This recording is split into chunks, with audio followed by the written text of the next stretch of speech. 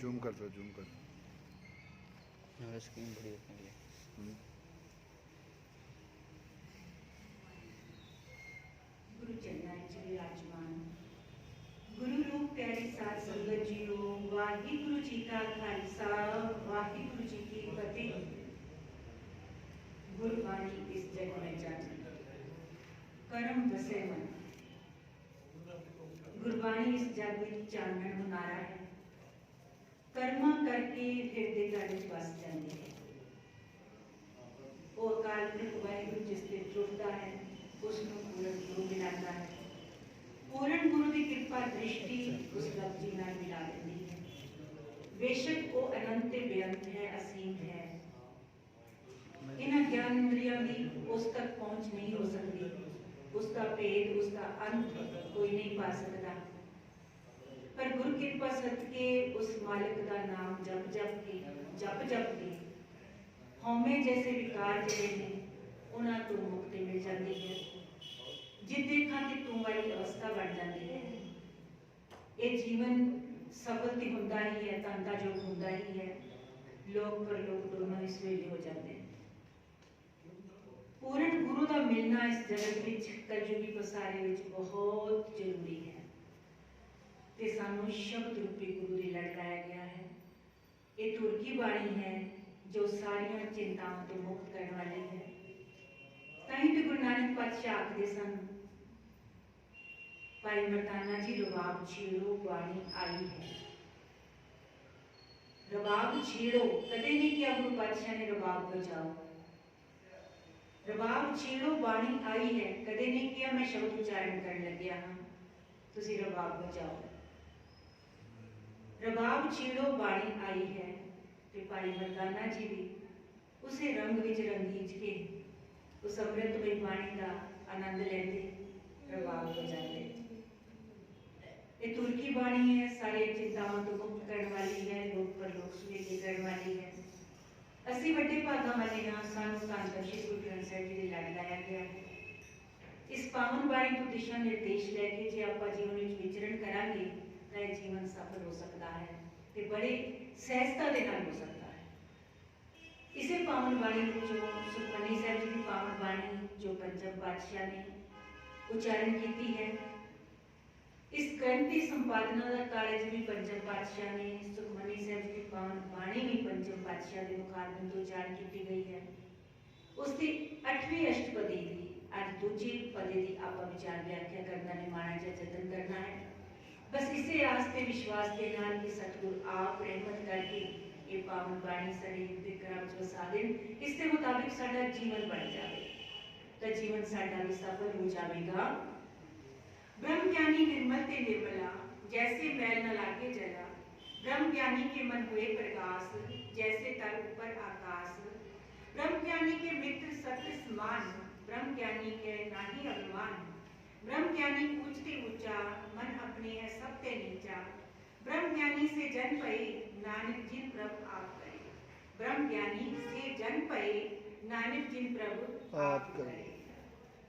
ब्रह्म ज्ञानी कोई अपने आप नहीं बन जाता, जिसनों वाहिगुरु आप टूट के बना देता है, विकारों तो मुक्त कर देता है, समूल विकारों तो मुक्त अपने रंग विच रंगी रूप बना के ब्रह्म की अवस्था, ब्रह्म का ज्ञान करवा के तत्व वेता उन्होंने बना के इतना निर्मल, इतना पावन जीवन उन्होंने उसके विचार इस पावन बाणी में आप इस अष्टपदी में देख रहे हैं कि किवें ब्रह्म ज्ञानी की अवस्था कितनी उच्ची है, कितना कितना पवित्र हृदय है उन्होंने। गुरु पातशाह फरमान करते हैं ब्रह्म ज्ञानी निर्मल ते निर्मला, निर्मल तो निर्मल। कहते कई किसी चीज की प्रकाशता हद दसनी होंगी है तो उसको रिपीट किया जाता है। गुरु पातशाह कहते हैं निर्मल ते निर्मला, भाई सब तो निर्मल, उस तो परे और निर्मलता कोई हो ही नहीं सकती, पवित्रता कोई हो ही नहीं सकती। ब्रह्म ज्ञानी निर्मल ते निर्मला, जैसे मैल न लागे जला, जिवें जल मैला नहीं होता। हुण सासनी जल है ना, वो कितना भी असल विच उस चीज विच उस विच कुछ मिलाया गया होवे, इवन कि किचड़ भी होवे, बुझाण की समर्था रखता है, शीतल करने की समर्था रखता है।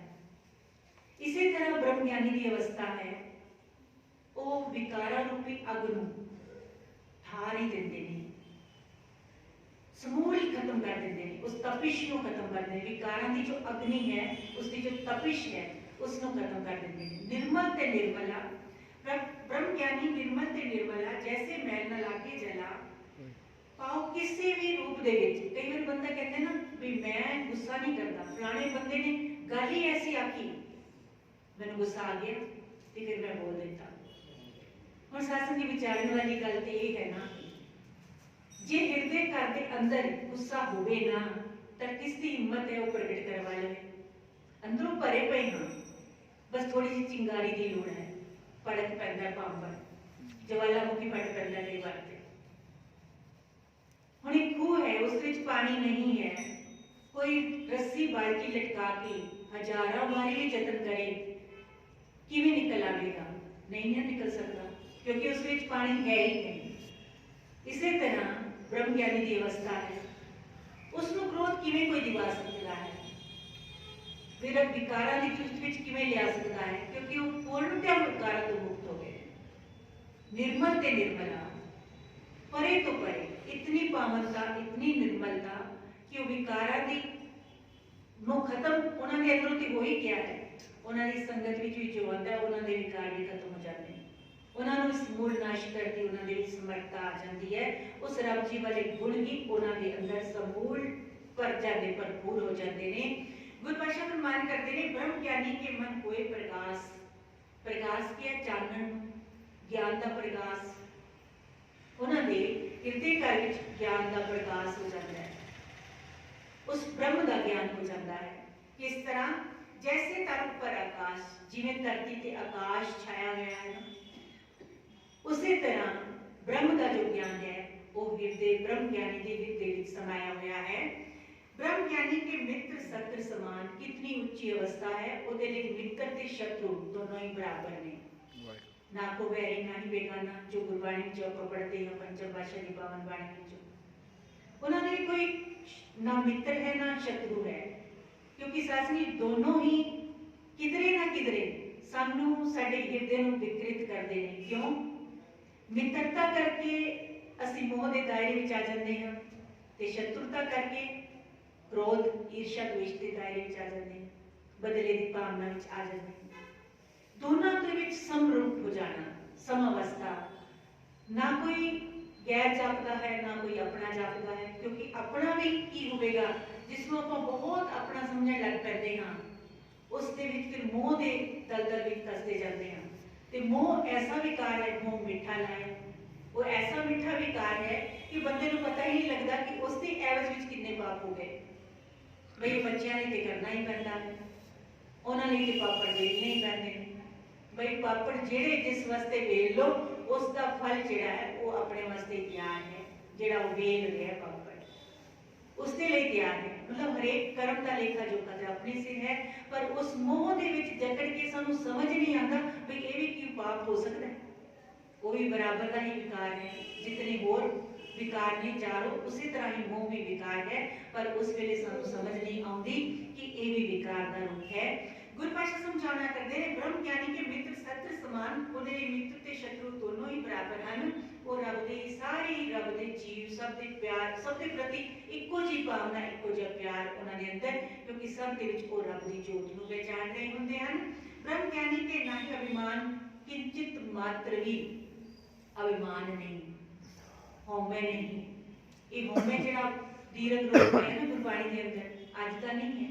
बड़े बड़े ऋषि मुनि तपी जो इतने जप तप हठ योग की क्रियावां करके इतना कुछ करके इतने वर प्राप्त करके फिर की होया, किसी नूं वर ते किसी नूं शराब, ये फिर की होया, ये सारी चीज़ां प्राप्त करके अभिमान जिहड़ा सी वो होर वधदा गया, गरूर होर वधदा गया भी मैं ते पसंद करने की भी समर्था रखता हूं, मैं एक बोल दे नाल सब कुछ तहस नहस कर सकता हूं। हुण साध संगत जीओ, जेकर इतनी तपस्या करके ये प्राप्त कर लिया तो फिर नाल अहंकार भी बढ़ता गया, फिर प्राप्ति की हुई? प्राप्ति की हुई? ਇੱਕ ਵਾਰ ਇੱਕ ਸਾਧੂ ਨਾ ਤੇ ਉਸ ਨੂੰ ਬੜਾ ਗਰੂਰ ਹੋ ਗਿਆ ਕਿ ਮੈਂ ਪਾਣੀ ਦੇ ਉੱਤੇ ਐਵੇਂ ਚੱਲ ਸਕਦਾ ਹਾਂ, ਬਿਨਾਂ ਕਿਸੇ ਸਾਧਨ ਦੇ ਪਾਣੀ ਤੇ ਚੱਲ ਸਕਦਾ ਹਾਂ। ਤੇ ਇੱਕ ਸਧਾਰਨ ਜਿਹੇ ਮਨੁੱਖ ਨੂੰ ਉਸ ਦਾ ਮੇਲਾਪ ਹੋਇਆ ਤੇ ਉਸਨੇ ਆਪਣੀ ਜੋ ਹੈ ਵਡਾਈ ਦੱਸੀ ਕਿ ਮੇਰੇ ਵਿੱਚ ਇਹ ਸਮਰੱਥਾ ਆ ਗਈ ਹੈ। ਤੇ ਕਹਿੰਦੇ ਕਿ ਉਹਨਾਂ ਪੁੱਛਿਆ ਵੀ ਤੁਸੀਂ ਇਹ ਪ੍ਰਾਪਤ ਕਰਨ ਵਿੱਚ ਕਿਤਨੇ ਸਾਲ ਲਾਏ, ਬਈ ਇਹ ਇਤਨੀ ਵੱਡੀ ਤੁਹਾਨੂੰ ਪ੍ਰਾਪਤ ਹੋਈ ਜੋ ਤੇ ਜੋ ਤੁਸੀਂ ਪਾਣੀ ਤੇ ਚੱਲ ਸਕਦੇ ਹੋ। ਤਾਂ ਕਹਿੰਦੇ ਮੈਂ 40 ਸਾਲ ਤਪੱਸਿਆ ਕੀਤੀ ਹੈ। ਕਹਿੰਦੇ ਲਓ ਜੀ 40 ਸਾਲ ਜ਼ਿੰਦਗੀ ਦੇ ਬਰਬਾਦ ਕਰ ਦਿੱਤੇ, ਸਿਰਫ ਇਹ ਆ ਜਾਵੇ ਕਿ ਮੈਂ ਪਾਣੀ ਤੇ ਚੱਲ ਸਕਦਾ ਹਾਂ। ਤੇ ਕਹਿੰਦੇ 2% ਖਰਚ ਕਰਕੇ ਇਹ ਨਾਵ ਵਿੱਚ ਬੈਠ ਕੇ ਇਸ ਨੂੰ ਪਾਰ ਕੀਤਾ ਜਾ ਸਕਦਾ ਹੈ। ਇਸ ਨਾਲ ਚੰਗਾ ਤਾਂ ਕੋਈ ਇਸ ਤਰ੍ਹਾਂ ਦਾ ਕੰਮ ਕਰਨਾ ਚਾਹੀਦਾ ਸੀ, ਕੋਈ ਪਰਉਪਕਾਰ ਕਰਨਾ ਚਾਹੀਦਾ ਸੀ, ਕੋਈ ਐਸਾ ਕੁਝ ਕਰਨਾ ਚਾਹੀਦਾ ਸੀ ਜਿਸ ਦੇ ਨਾਲ ਕਿਸੇ ਹੋਰ ਦਾ ਵੀ ਕੁਝ ਸਬਰ ਜਾਵੇ। ਇਸ ਦੇ ਨਾਲ ਤੇ ਸਾਡਾ ਅਭਿਮਾਨ ਹੀ ਵਧਿਆ ਨਾ, ਵੀ ਮੇਰੇ ਵਿੱਚ ਮੈਂ ਇਤਨੀ ਤਪੱਸਿਆ ਕੀਤੀ ਤੇ ਮੈਨੂੰ ਉਸ ਤਪੱਸਿਆ ਦਾ ਇੱਕ ਫਲ ਵੀ ਮਿਲਿਆ। ਹਿਰਣਕਸ਼ਪ ਨੇ ਵੀ ਕੀਤੀ ਸੀ ਤਪੱਸਿਆ, ਰਾਵਣ ਨੇ ਵੀ ਕੀਤੀ ਸੀ ਤਪੱਸਿਆ ਤੇ ਇਤਨੇ ਵਰ ਪ੍ਰਾਪਤ ਕਰ ਲਏ ਸਨ, ਪਰ ਫਿਰ ਕੀ ਹੋਇਆ, ਐਂਡ ਕੀ ਹੋਇਆ। ਇਸ ਲਈ ਬ੍ਰਹਮ ਗਿਆਨੀ ਦੀ ਅਵਸਥਾ ਬਹੁਤ ਉੱਚੀ ਹੈ, ਉਹ ਰੱਬ ਦਾ ਹੀ ਰੂਪ ਹਨ। ब्रह्म ज्ञानी के नाय अभिमान वो किसी चीज का जरूर नहीं करते, किसी चीज का अभिमान नहीं करते। ब्रह्म ज्ञानी उच्च उच्चा वो सब तो उच्चे नहीं, सर्वोत्तम जिन्होंने आप आखते हैं सब तो उच्चा उन्होंने अवस्था है। ब्रह्म ज्ञानी उच्च उच्चा मन अपने है सबसे नीचा, लेकिन वो अपने आप को मनते नीवा नहीं, क्योंकि सिखा ना मन नीवा मत उच्ची।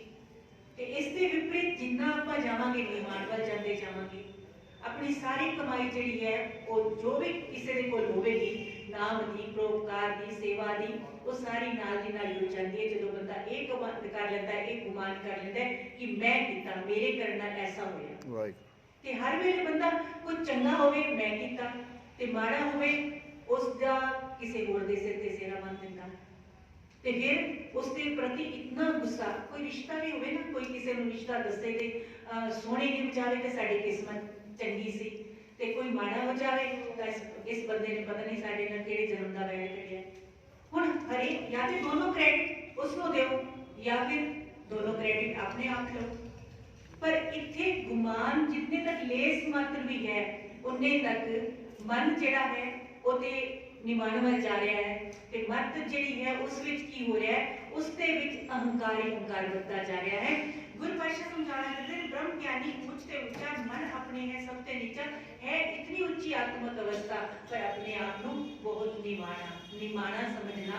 ते इसलिए साथ समझो जिसने अपने आप को निमाना समझा है ते निमाना हो कि जब टै पैंदा उसके दर ते गुरु के दर ते फिर वो चुक के कितनी ऊंची अवस्था बख्शदा है, ये वो अपने वर्गा ही बना लेता है। गुरु पातशाह समझाते हैं मन अपने है सबसे नीचा, ब्रह्म ज्ञानी से जन परे, कहते ओ जन ओ बढ़ते ने ब्रह्म ज्ञानी, ये अवस्था उन्होंने प्राप्त होती है नानक जिन प्रभ आप करे, वाहिगुरु जी जिसनु आप बनाता है। इतनी ऊंची अवस्था, इतनी ऊंची आत्मिक अवस्था, इतना जब तक ये सब कुछ करने की समर्था, फिर ये सब कुछ प्राप्त करके भी मन इतना नीवा, इतना हृदय विच निर्माणता ते मन सोच इतनी उच्ची कि किसी दे नाल कोई वैर विरोध नहीं, कि सब कुछ करण कराउण हार वो परिपूर्ण परमात्मा है, ते मैं ते कुछ भी नहीं है, मेरी समर्था कुछ भी नहीं है। ते साथ में जिन्ने तक ये हृदय करके ऐसी तरह भावना नहीं बनेगी उन्ने तक खेड बननी नहीं, क्योंकि गुरु पातशाह कहते हैं मिठत नीवी नानका गुण चढ़िया तक, मिठा बोलना ते नीव के चलना ये सारे गुणां दा सार है। पर ये भी समझाते हैं एक केवल दिखावे लिए ना होवे, सच्चे हृदय तो उसके तार नहीं होवांगे तद ही कल्याण होना है। वाहिगुरु सब ते मेहर करे, रहमत करे, कोई कणे प्यार दी हली पावन बाणी दी साडे हृदय घरां दे अंदर इस कदर रस वस जावे जिस सदके ये लोग सुखी परलोक सुहेले नानक आपे मेरे देवस्था बन सके। भुल्ला चुका नी खिमा बख्शियो जी, वाहिगुरु जी का खालसा।